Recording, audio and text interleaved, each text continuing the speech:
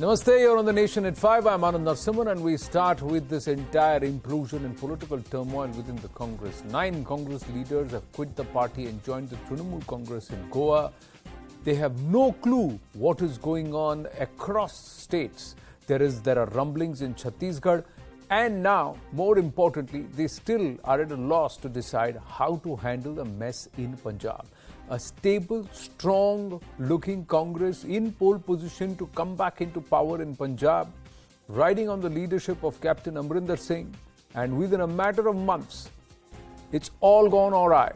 72 days as the PCC Chief, Navjot Singh Sidhu, has quit and once again thrown the state and its politics, as far as Congress party is concerned, into a flux. The big Sidhu conundrum continues to rage within the Punjab Congress. The Congress High Command has refused to bend to a sulking yet defiant Sidhu, having given him an ultimatum till today evening. Midnight, they say, decide, you want to be with us or we will look beyond you. Sources have told CNN News18 that the Congress will decide on a new PCC chief post late evening today. The names of Ludhiana MP Ravneet Singh Bittu and Working Congress President Kuljit Nagra are said to be the front runners in the choice in terms of options beyond Navjot Singh Sidhu. Now, earlier in the day, Sidhu posted a video on social media saying that he would not compromise. Compromise corner has become the latest Sidhuism, which is also very, very popular and raging across social media. And he continues to turn around and say, I will not compromise. So clearly, my way or the highway seems to be what Navjot Singh Sidhu is talking about. Meanwhile, Congress veteran Kapil Sibal has come out raising concerns, pointing at leadership crisis in the party, leading to an exodus in several states. He, along with him, now Ghulam Nabi Azad, has also written to the Congress top leadership, urging and calling for an urgent Congress Working Committee meeting.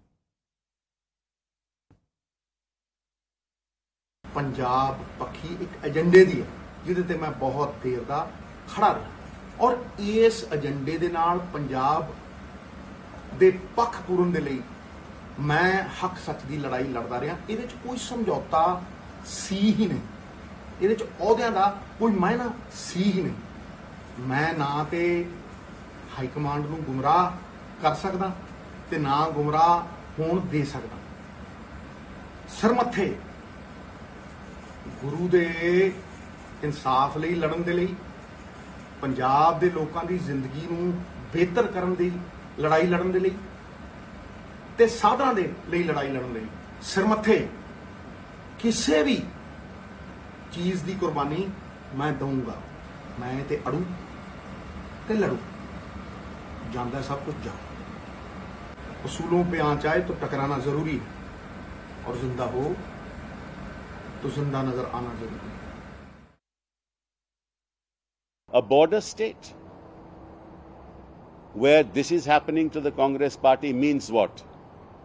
It's an advantage to the ISI in Pakistan. We know the history of Punjab and the rise of extremism there.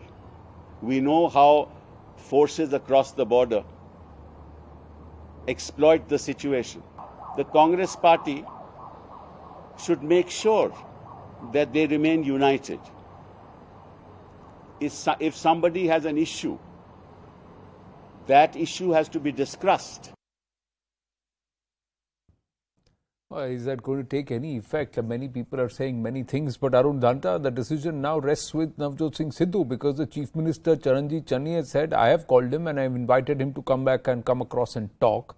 He has said he will seek time and he will come, clearly telling Navjot Sidhu that I am not going to operate under your shadows. Party is different, government is different. The central leadership has told Navjot Sidhu, aaj sham tak decide karo. What is Sidhu going to do?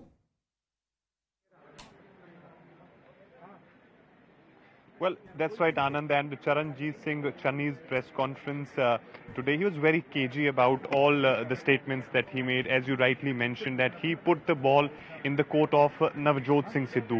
And we know Navjot Singh Sidhu, in fact, today has also reiterated his stand, in which he said that he will stand for his moral values, his agendas, his points that he have decided and wants to do for the people of Punjab. And he also reiterated the fact the way a few ministers inducted in the cabinet, and also the Advocate General which was appointed by Charanjit Singh Channi. These were the points on which he was not in favor of, and there were 5 to 6 important points on which Navjot Singh Sidhu found that he was completely isolated. First of all, he wanted to become the Chief Minister. That was not, of course, came to his side. And then he wanted a DGP of his choice, Advocate General of his choice. And also, he wanted Home Ministry not to be given to Sukhjinder Singh Randhawa. And nothing happened as per his wishes, and therefore it was bound to happen.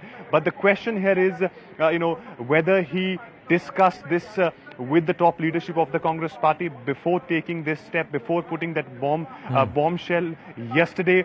Today, we are seeing that flurry of leaders are coming here, showing solidarity with Navjot Singh Sidhu. When we spoke to them, especially people like Pargat Singh, who has got entry in Arun, I've got Pallavi also joining us live, so I'm going to quickly ask you this. Right now, who's there at Sidhu's residence? Are there still MLAs, or is there now a slowly a Sidhu camp which is brewing? And how many of them are now with Sidhu? Well, at present, Anand, close to 5 to 7 MLAs are inside Navjot Singh Sidhu's house, and throughout the day we have seen that 2 working president, Pawan Goyal and Kuljit Nagara, they both were here at his residence, and many other MLAs who have went inside, and they back and forth. Even yesterday they came, today they also came and spoke that they are there with Navjot Singh Sidhu. Whatever Navjot Singh Sidhu has spoken in his video bite, or whatever he's been saying, they are with him in all that agenda. So basically they were trying to show solidarity with Navjot Singh Sidhu, and that's what they have done.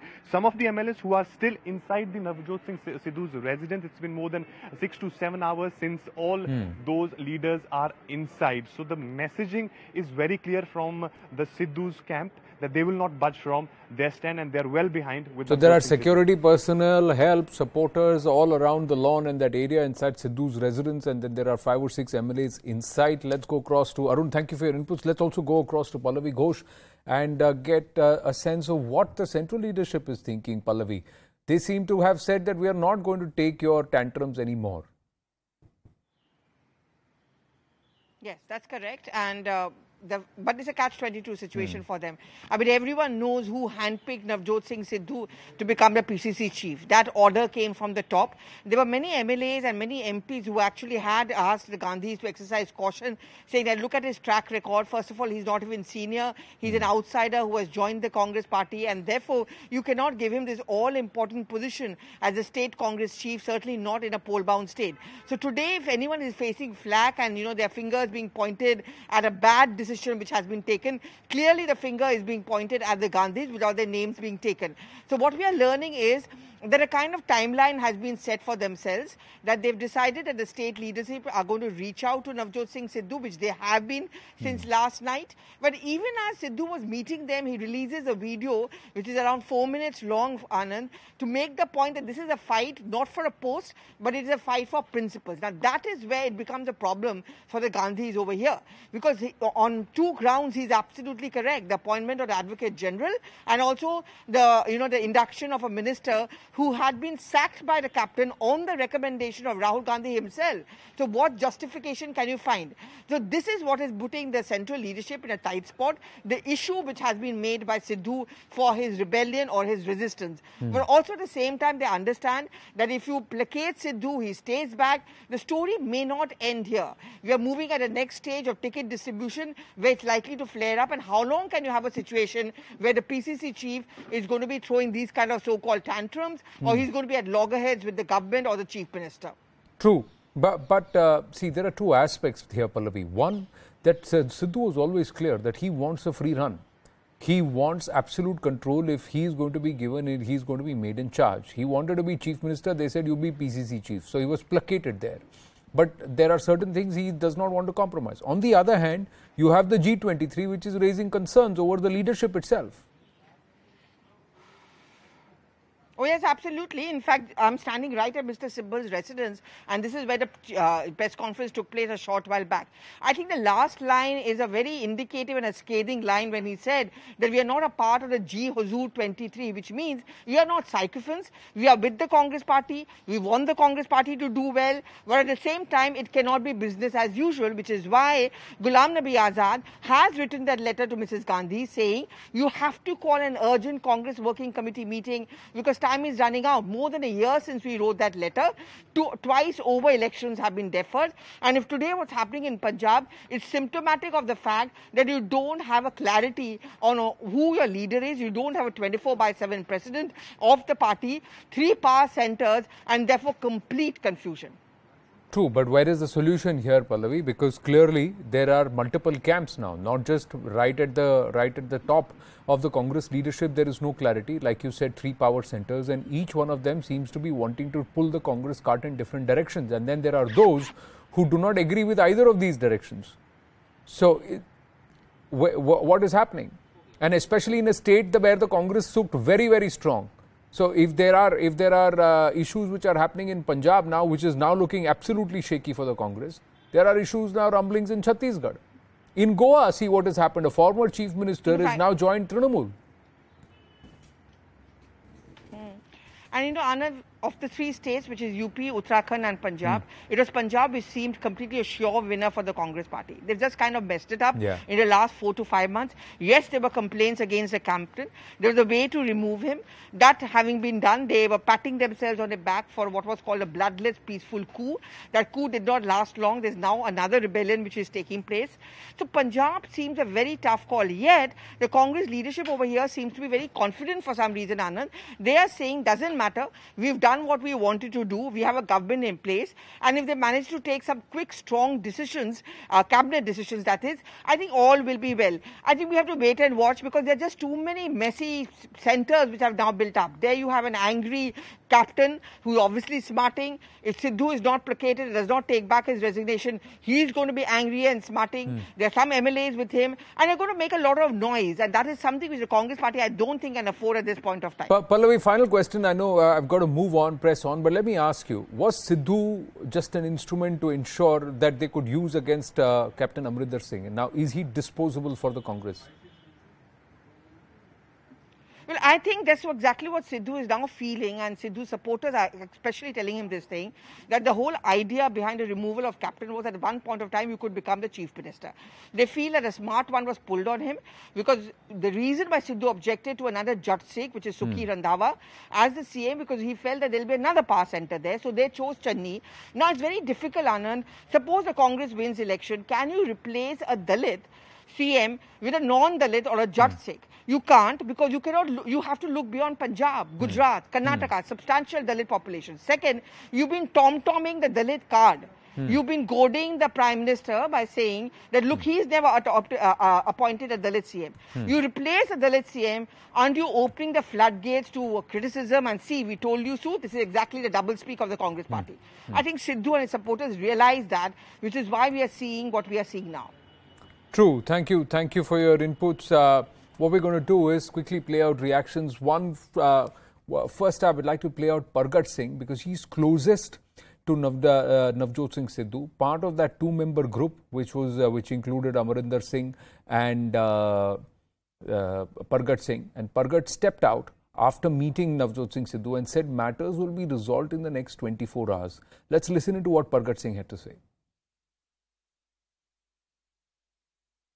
देखो कुछ साडे internal issues हैगे आ वो असी solve कर लांगे मैं फिर भी इनू इंटरनल इशूज़ कहना कि साडी पार्टी दे लेवल ते हैगे आ साडे गवर्नमेंट लेवल ते हैगे आ वी विल आपां इनू सॉल्व कर।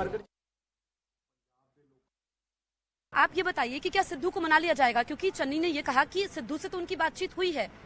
मुझे लगता है कि सिद्धू साहब को इतनी जल्दबाजी से काम नहीं लेना चाहिए था, मुझे जो लगा है, क्योंकि जब तक पेशेंस ना हो, फ्लेक्सिबिलिटी ना हो, एडजस्टमेंट ना हो, राजनीति में कभी कभी जल्दबाजी जो है वो कभी ना कभी नुकसान कर देती। ये समय आज है एक दूसरे का साथ देने का, पंजाब के लोगों को मसला हल करने का। लेकिन नवजोत सिंह सिद्धू का जो मैटर है वो पार्टी का मैटर है, पार्टी के तौर पे उसको देखा जा रहा है, वो बात कर रहे हैं। कुलजीत नागरा और नवनीत बिट्टू ये वो नाम है जो कांग्रेस प्रदेश अध्यक्ष पद के लिए आगे चल रहे हैं, तो इस पर भी मंथन हो रहा है? कोई नाम आगे नहीं चल रहा, कोई पीछे नहीं चल रहा है। अभी तक नवजोत सिंह सिद्धू प्रधान है। Shifting focus to the big terror confession after Kasab. This is Kasab 2 or Ali Babar, the 19-year-old terrorist who surrendered, wailing and crying and absolutely frightened when surrounded by our forces. This Pakistani terrorist, captured alive by the Indian Army along the line of control, has made chilling confessions that clearly implicate Pakistan in pushing terror across the border. The 19-year-old confirming Pakistan's link to infiltration. Ali Babar said that no civilian can cross over without Pakistan Army's hand in it. He also revealed that he is a member of the Lashkar-e-Taiba and was handed over to the ISI before being trained by the Pakistan Army.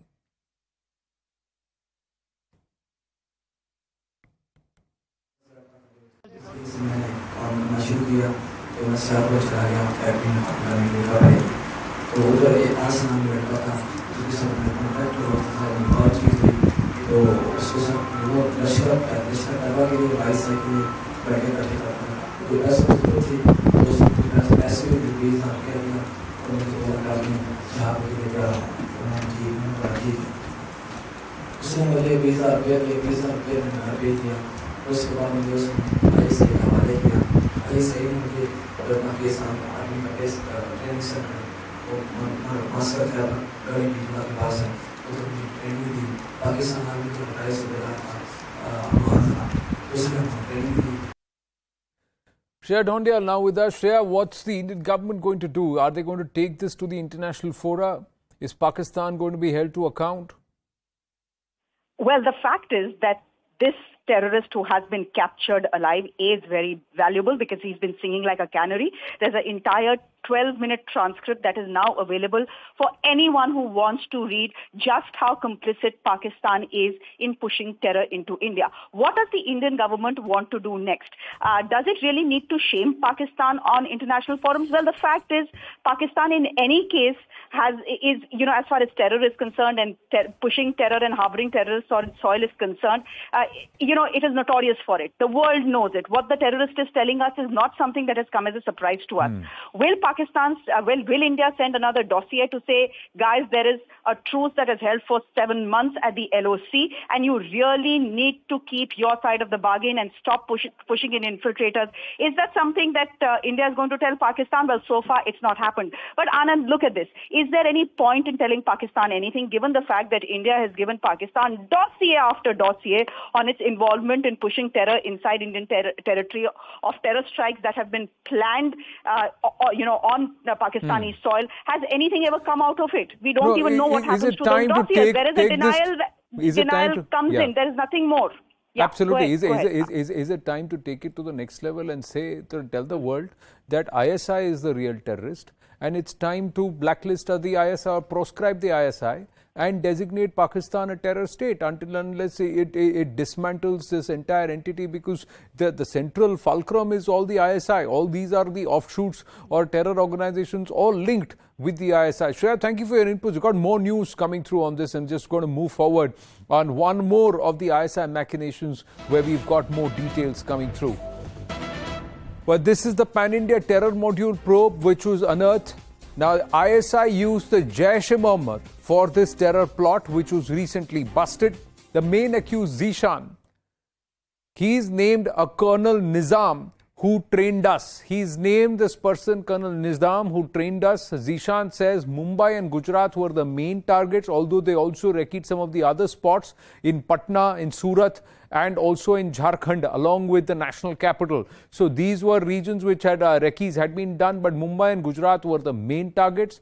Osama's uncle is suspected to be the mastermind. He's the one. Osama's father paid for the tickets, but it's Osama's uncle who's suspected to be the mastermind. The links to Saudi Arabia have also emerged. Let's go across to Arunima, who's getting us these details. Arunima, so once again, another ISI link. directly engaging the Jaish to try and recruit this module? Yes, looks like ISI and Pakistan Army are carrying out a multi-pronged approach as far as their intention of destabilizing India is concerned. We heard earlier today the Uri terrorist confessing that a Subedar rank, a retired Subedar rank officer of Pakistani Army trained him. He was handed over to the ISI. We've also learned that the ISI and the Pakistani Army's name is coming up in this Delhi police investigation as well. What Delhi police officials who have interrogated the main accused have told CNN News 18 is that Zishan said one Colonel Nizam was training them. There were two army officers there dressed in Pakistani Army uniform. One he identified as Nizam, but what investigating officials say is that they will have to corroborate and investigate further if that was the trainer's real name. So there will be close coordination and collaboration between various agencies to figure out who exactly was the trainer. As far as the target is concerned, yes. Mumbai ATS sources have said that, Jan Mohammed, one of those who was arrested, the person who was arrested from the train in Kota, he had recceed Girgaon Chowpatty, and their plan was to carry out blasts in Mumbai during Ganesh Utsav. In Gujarat, Surat was recceed, and this is what Zishan confirmed, that he himself travelled to Surat to figure out spots. Other members of this group went to the Gandhi Setu. This is the bridge over river Ganga which connects Bihar's capital Patna to Hajipur.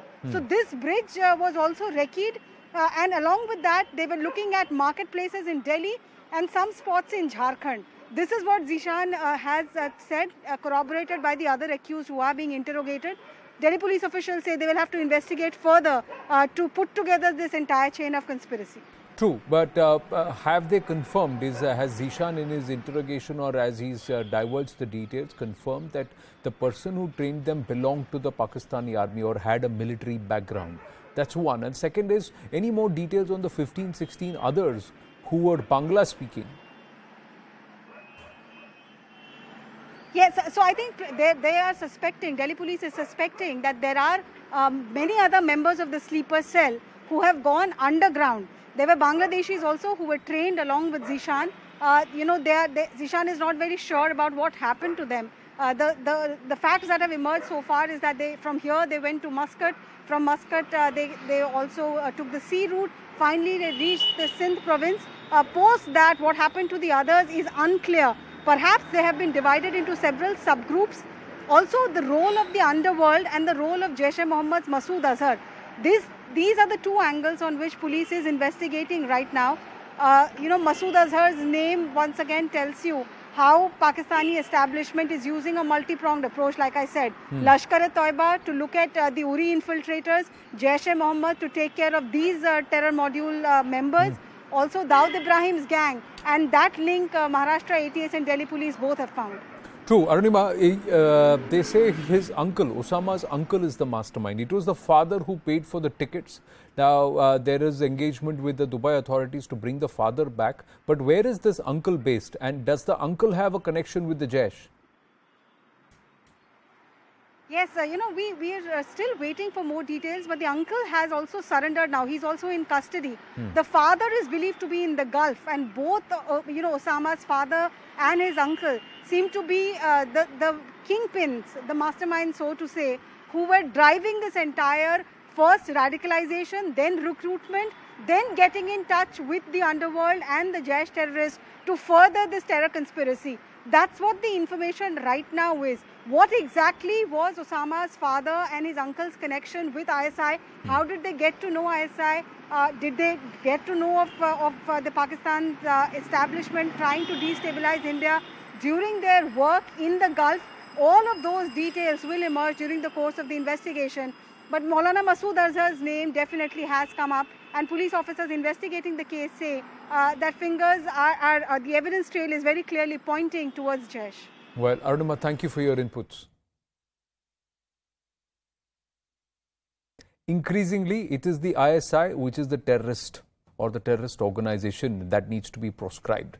We make a stronger case later tonight on The Right Stand. For the moment, taking a short break.